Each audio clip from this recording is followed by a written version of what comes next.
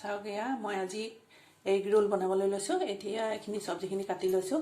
ইয়াত কেপচিকাম, বন্ধাকবি, গাজৰ আৰু ফ্ৰেঞ্চবিন সৰু সৰুকৈ কাটি লৈছোঁ। আৰু এইখিনি পিঁয়াজো কাটি ল'লোঁ আৰু কণী এটাও ফেটি ল'লোঁ। তাৰপিছতে ৰুটিও বনাই লৈছোঁ। তাৰপিছত এতিয়া বনাম। এয়া তেলটো দি দিছোঁ, ৰিফাইন তেল। এতিয়া পিঁয়াজখিনি দিছোঁ,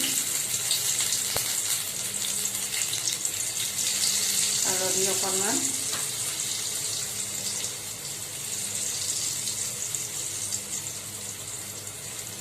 জলকীয়া গুড়ি আৰু মছলা মিক্স কৰি দিছোঁ।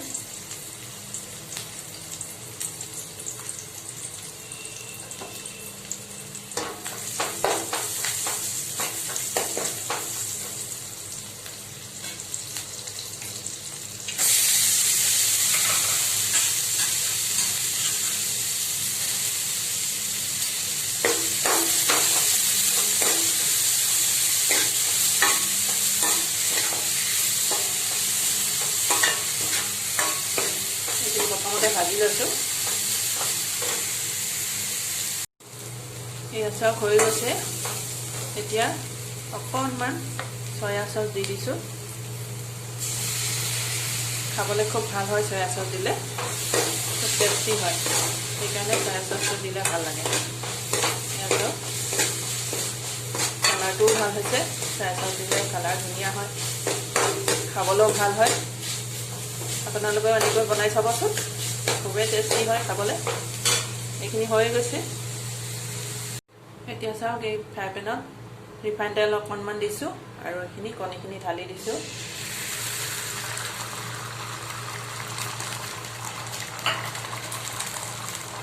ৰুটিখন এতিয়া ইয়াতে দি দিম।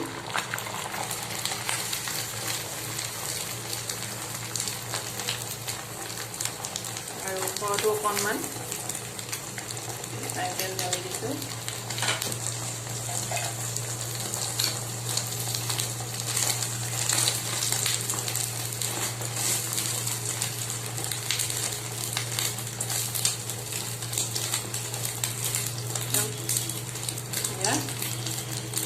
ফুলি উঠিছে, কণীটো সিজিছে কাৰণে অকণমান ফুলি উঠিছে। কণীটো তলফালে সিজিছেই। এয়া চাওক, এয়া এতিয়া হৈ গৈছে। এইটো ৰুটিখনত লগোৱা হৈ গৈছে কণীটো।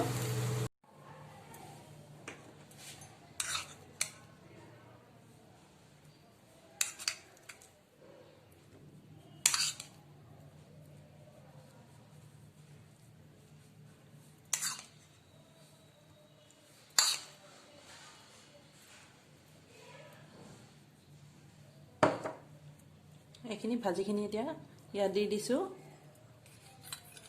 আৰু এয়া টমেটো চচ,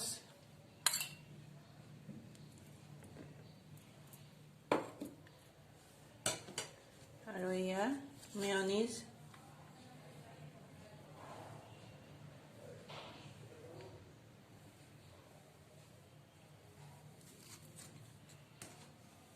আৰু এইখিনি কেঁচা পিঁয়াজ আৰু জলকীয়া কাটি লোৱা ইয়াত দি দিছোঁ।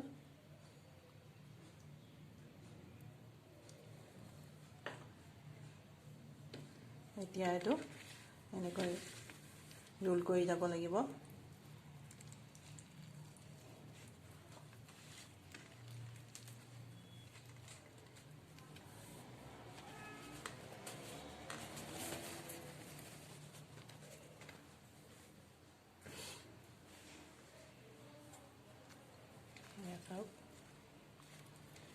এনেকৈ বান্ধি পেলাই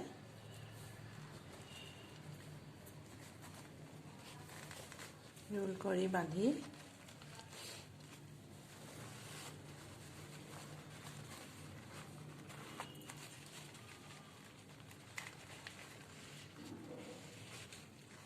এয়া চাওক হৈ গ'ল এগ ৰোল। এতিয়া এইটো গৰমে গৰমে আপোনালোকে খাবচোন, কিমান ভাল লাগিব।